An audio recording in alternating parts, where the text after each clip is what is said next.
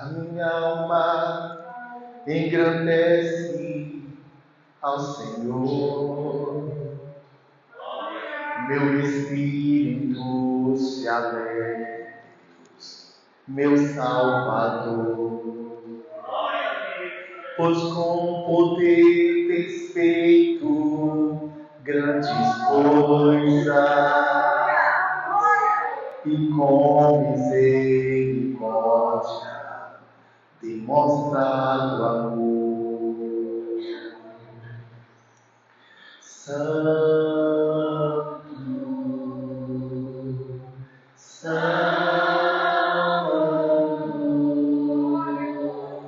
Santo é o Senhor.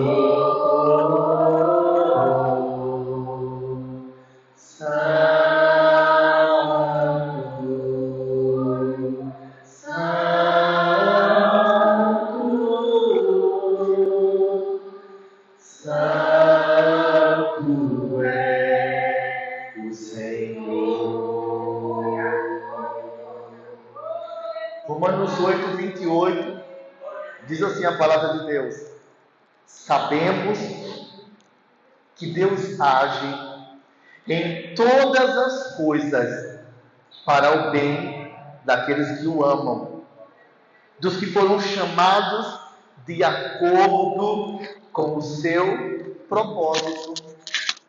Que poder, né, gente?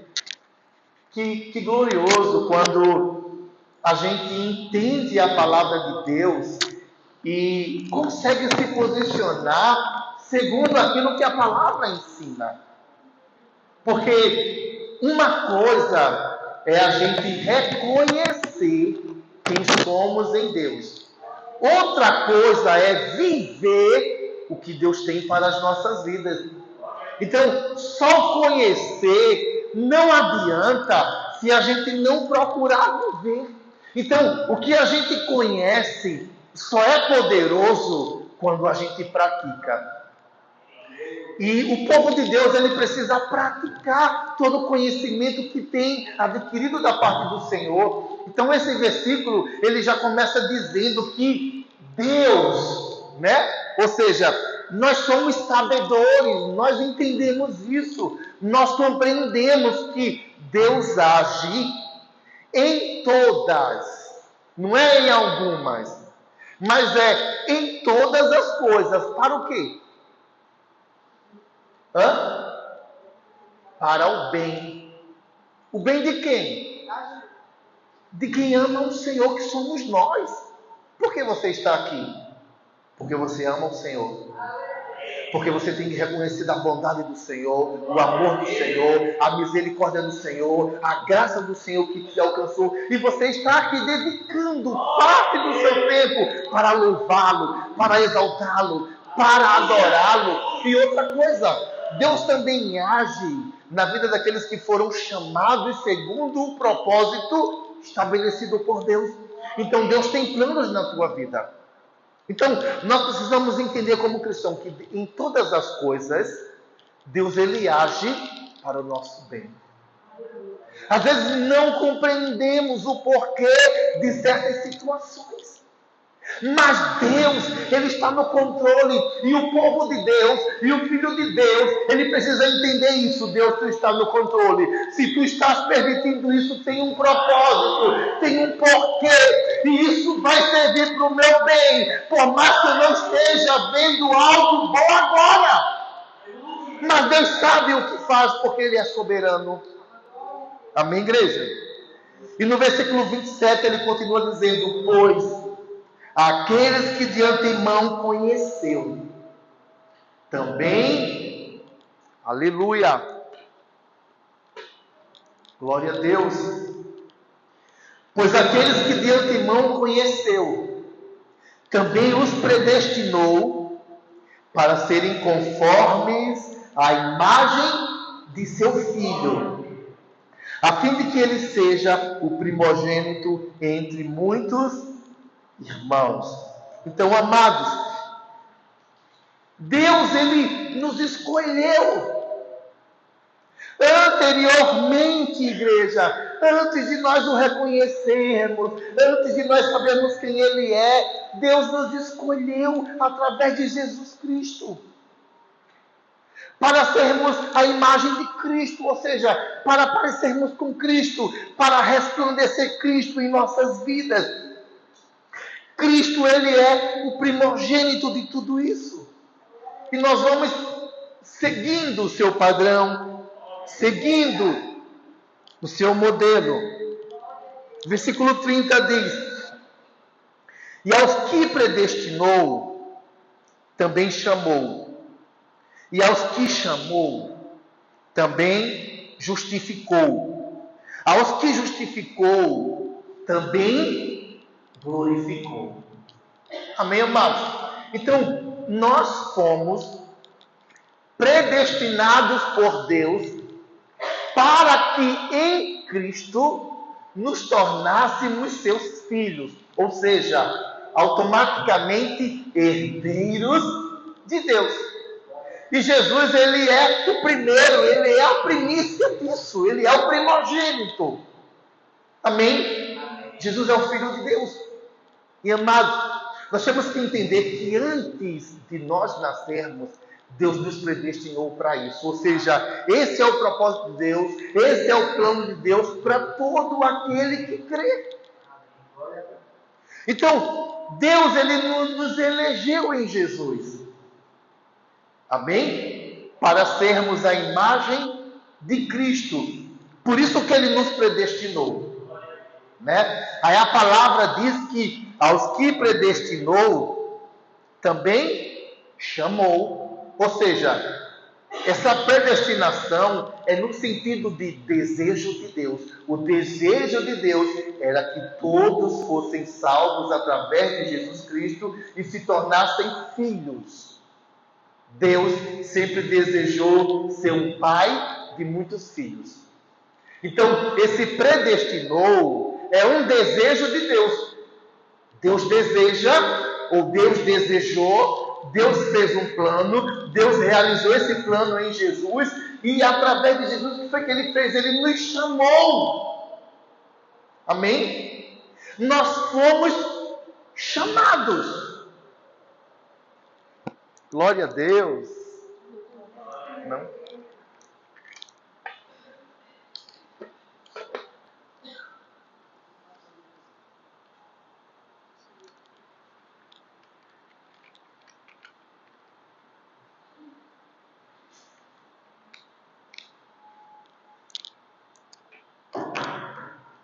Nós fomos chamados, amém, igreja? Então, Deus preparou um plano de salvação e em Jesus Ele nos chamou. E a palavra continuando diz, aos que chamou, o que foi que Ele fez? Ele justificou. Igreja, nós somos justos. Não por nossos méritos, mas porque o Senhor quis em Jesus fazer isso. Então, amados, nós precisamos nos posicionar como pessoas justificadas, como pessoas que foram perdoadas, que foram lavadas pelo sangue de Jesus, que foram remidas, que foram chamadas para viver em glória. Amados, nós temos um adversário? Temos. Mas nós temos um Deus que é grande, um Deus que é poderoso, um Deus que nos ama, um Deus que preparou um plano tão glorioso para mim e para você, e que ninguém pode impedir de recebermos o que Deus preparou. Por glória! Então, por que temer o mal? Por que murmurar ou reclamar da situação? Se nós olharmos para a palavra e enxergarmos o que Deus fez e o que Deus tem para nós temos motivos sim ou não para se alegrar, para se gloriar no Senhor, para o exaltar, para dizer o que Ele é grande, que Ele é soberano, que Ele é poderoso. Então, amados, a nossa vida todos os dias é uma escolha. Nós escolhemos nos entristecer com a situação o exaltar o Senhor e ver Ele agindo em nosso favor.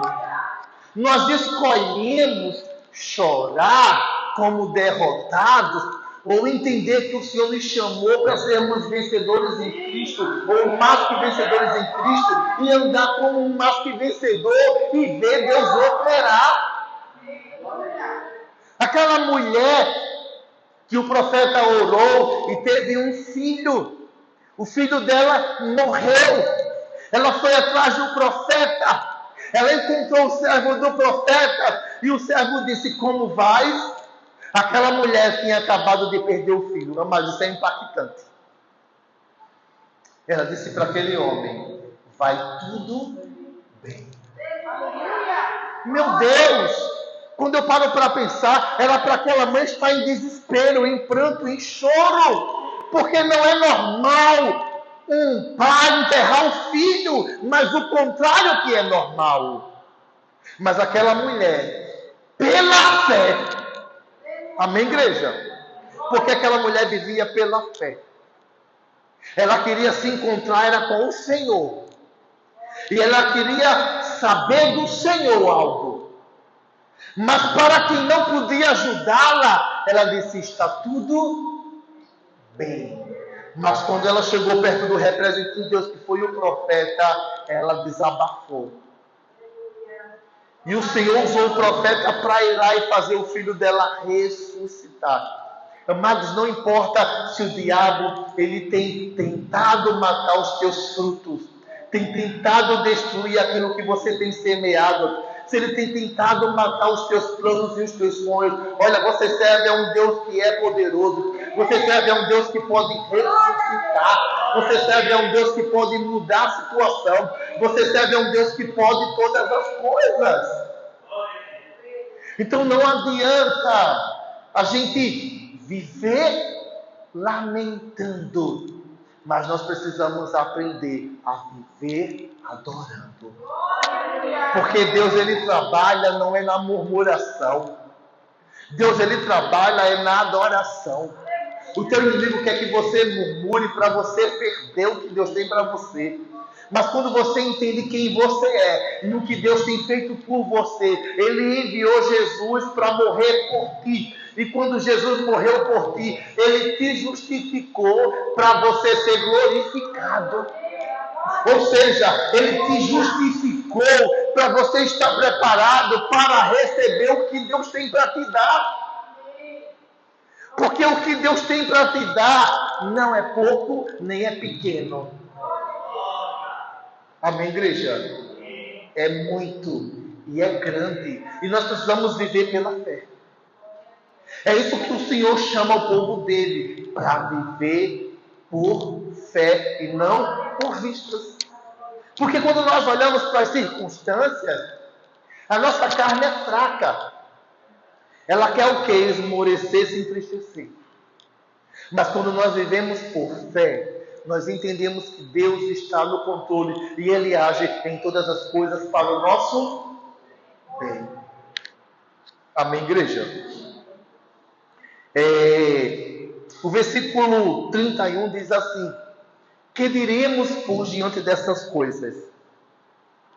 Se Deus é por nós, quem será contra nós? Então eu pergunto: quem é por você? Pode todo mundo te abandonar. Pode todo mundo se esquecer de você. Né? Pode todo mundo te desprezar. Pode todo mundo não querer te ajudar. Mas existe um que é o teu Pai, que te ama e que é por ti. Então, se Deus é por você, não importa. Porque se Ele é por mim, quem vai ser contra? Quem é maior que Deus? Então, pense nisso, entenda isso. Deus, Ele é por mim. Deus está trabalhando em meu favor. Deus, Ele age todas as coisas para o meu bem, por mais que eu não esteja entendendo. Deus está comigo, a gente tem que pensar assim.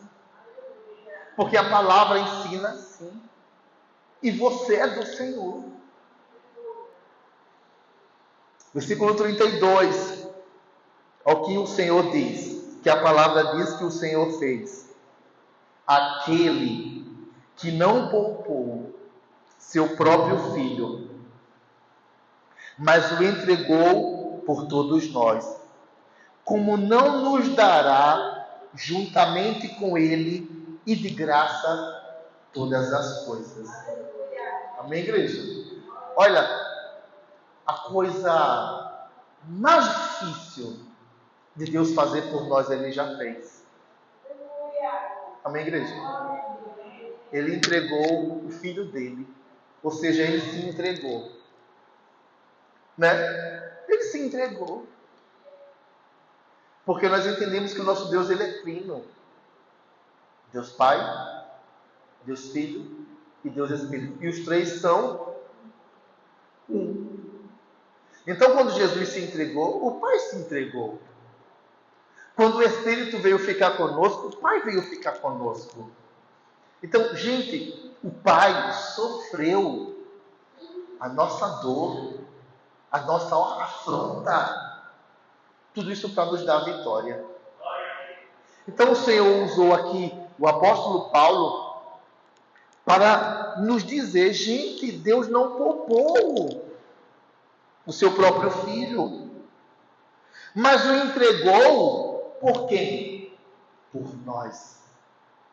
Será que Ele não nos dará as demais coisas? O que é mais precioso Ele deu e ser mais. Então, nós temos que entender isso. Para Deus, não há limites para aquilo que Ele quer fazer por você. Agora, uma pergunta eu faço. Será que nós estamos com fé o suficiente para querer e receber? Porque se Deus deu o seu filho, aí a palavra diz, será que Ele não nos dará? O que você quer da parte de Deus? Será que Ele não te dará? Será que Ele não fará? Quanto tempo a irmã Márcia esperou pela benção dela? Mas Deus tem o controle do tempo. Ele sabe a hora de fazer todas as coisas. Será que Ele não ouviu a oração dela? Ouviu. Aí eu pergunto, Deus é um Deus de resposta, sim ou não? Sim. Agora, eu estou orando crendo. Eu estou colocando diante do Senhor o que eu preciso, o que eu quero, os meus sonhos e os meus planos, na certeza de que Ele me ama e me ouve.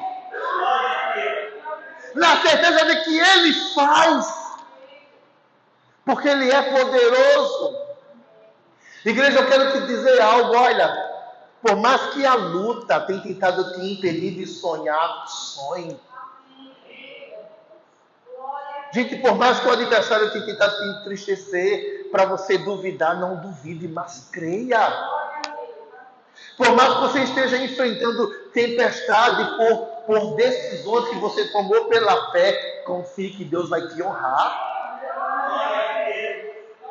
Deus está vendo a tua atitude de fé. Deus está vendo o teu caminhar. Deus está vendo a tua confiança nele. E entenda que Deus vai agir para o seu bem. Então, gente, a gente só precisa fazer, sabe o quê? Apresentar Ele em oração. Pai, eu preciso disso. Pai, eu quero isso. Pai, eu quero ser assim. Pai, eu quero que o Senhor faça assim. Pai, então foi o que Jesus ensinou em Mateus 7,7. Pede e dá-se-vos-á. Ah, mas como é que eu vou ter certeza de que Ele vai me dar o que eu estou pedindo? Romanos 8,32 te dá essa certeza. Se Ele foi capaz de dar o seu próprio filho por você. Amém, igreja? Então, por que Ele não vai te dar o que você está pedindo? Agora, o que você está pedindo é para a glória de Deus? É para a glória de Deus? É para glorificar o Senhor? É em prol do reino dEle?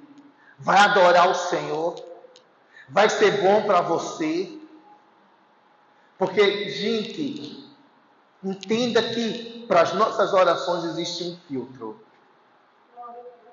E o Espírito Santo, ele prescruta o mais profundo do teu ser e ele prescruta o mais profundo do ser de Deus. E o Espírito Santo é aquele que alinha a minha vontade à vontade de Deus. Por isso que quando eu for orar, eu preciso pedir que o Espírito Santo me dirija. Porque a palavra diz que nós não sabemos orar como, mas que o Espírito Santo faz o quê? Intercede. E como é que ele intercede por nós? Oh, glória!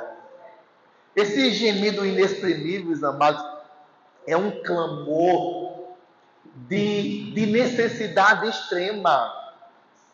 Ele sabe a tua maior necessidade e a gente precisa aprender a orar na direção do Espírito. A gente precisa aprender a se relacionar com o Espírito Santo e deixar ele nos guiar. Às vezes a gente ora muito de forma natural e carnal, com a mente natural. Mas a oração, ela precisa ser governada, dirigida, para que também ela seja profética. Porque o Espírito Santo, ele sabe o que Deus quer te dar e o que Deus quer fazer na tua vida. A nossa visão, gente, ela é muito limitada. Quando o profeta profetizou algo para mim há muitos anos, eu não entendia como seria possível Deus fazer o que ele profetizou. Mas, amado, com o tempo o Senhor ele vai preparando todas as coisas e fazendo a gente compreender que a quem nós servimos é soberano e pode tudo. Então, nós precisamos aprender a orar em espírito. A permitir que o Espírito Santo ele governe os nossos lábios e os nossos pensamentos. Permitir que ele traga as palavras corretas. Às vezes a gente quer orar pela emoção, pela ira, pela chateação. E essa oração é uma oração governada pela carne, pela alma. Não é essa oração que Deus vai receber como incenso. A oração que Deus vai receber como incenso é aquela oração que você se quebranta com o Espírito e você expressa os seus desejos mais íntimos com humildade, submissão e fé. Aí essa oração, ela move o coração de Deus em teu favor e você vê as coisas acontecer. Então, às vezes, nós não sabemos orar. Às vezes, a nossa oração, ela é mais um abortador do que um provedor. A nossa oração, ela precisa ser como uma gestação, que ela é gerada aonde começa a transformar todo o teu ser. Veja a mudança que acontece na mulher quando ela está em gestação. Cabelo muda, pele muda, desejo pela comida muda, o sono muda, muda quase tudo, o corpo muda, não é? É um processo que muda de dentro para fora e todo mundo vê. Então, a oração, ela precisa ser como uma gestação, ela precisa começar a transformar aos pouquinhos de dentro para fora, porque a oração, ela não muda Deus, mas ela me alinha a Deus. Por isso que eu preciso aprender a orar pelo Espírito. Porque quando eu estou orando, o Santo está dizendo, olha, é assim, assim, assim que tem que ser. E essa oração vai me posicionando para entender o propósito de Deus e Deus ter condições de trabalhar na minha vida em meu favor. Aí eu vou conseguir alinhar o que eu desejo ao desejo de Deus e eu vou ver Deus realizar para a glória dele. E isso vai ser bom também para mim. Porque eu vou ser um milagre, eu vou ver um milagre e eu vou expressar esse milagre de Deus. Então, por isso que eu preciso parar de fazer oração carnal e começar a fazer orações mais espirituais, aonde o Espírito Santo tem o controle, aonde você chora, aonde você sente Deus, aonde você ouve Deus, labassuri andahai, aonde você sente a presença de Deus, aonde você se envolve com Deus, aonde ali é só um momento prazeroso. Às vezes as nossas orações são enfadonhas, porque são desabafos humanos, são sonhos carnais, são palavras sem sentidos até. Mas, amados, quando nós entendemos tudo o que Deus fez, Ele nos justificou, Ele nos predestinou, Ele nos chamou, Ele nos justificou, Ele nos glorificou. Que processo Deus tem feito em nós para a gente ser como o outro? Ora, não! Para a gente de fato ser uma nova criatura, viver na dependência dEle, viver na direção dEle, entendendo que Ele está no controle de tudo, que Ele pode tudo, que Ele vai resolver tudo. É só a gente expressar para Ele em palavras, mas em palavras de quebrantamento e desejo de que Ele faça pela fé. A gente ora pouco e quer muito. Temos livre acesso. E nós temos que aproveitar esse acesso, igreja. Ore na sua casa, ore no seu trabalho, ore na igreja, ore no carro, ore no ônibus, ore no Uber, ore onde você estiver, ore, não cesse. A palavra diz orai sem, 1 Tessalonicenses, né? Orai sem cessar. A gente precisa aprender que a oração ela não pode cessar. A oração tem que ser contínua. Você ora de joelhos, você ora calado, você ora falando, você ora no seu quarto em secreto, você ora na sala, você ora no ônibus, você ora na escola. Isso é permitindo que Deus tenha o controle absoluto de toda a sua vida. Você reconhecendo a soberania dele sobre você. Amém, igreja? Só para terminar, o versículo 33 diz assim: quem fará alguma acusação contra os escolhidos de Deus? É Deus quem os justifica. Quem os condenará? Foi Cristo Jesus que morreu e mais, que ressuscitou e está à direita de Deus, e também intercede por nós. Quem nos separará do amor de Cristo? Será tribulação, ou angústia, ou perseguição, ou fome, ou nudez, ou perigo, ou espada, como está escrito: por amor de ti enfrentamos a morte todos os dias. Somos considerados como ovelhas destinadas ao matadouro, mas em todas as coisas somos mais que vencedores por meio daquele que nos amou. Então, você é mais que vencedor por meio daquele que nos amou. Olha, pode vir o que for contra você.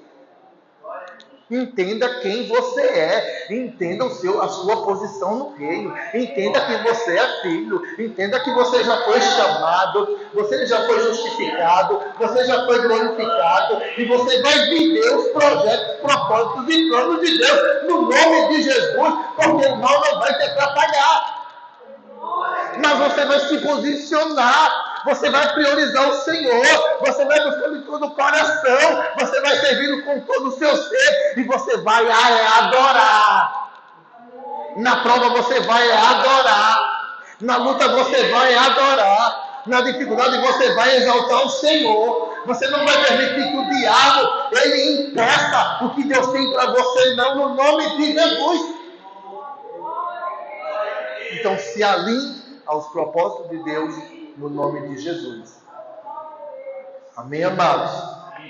Vamos orar.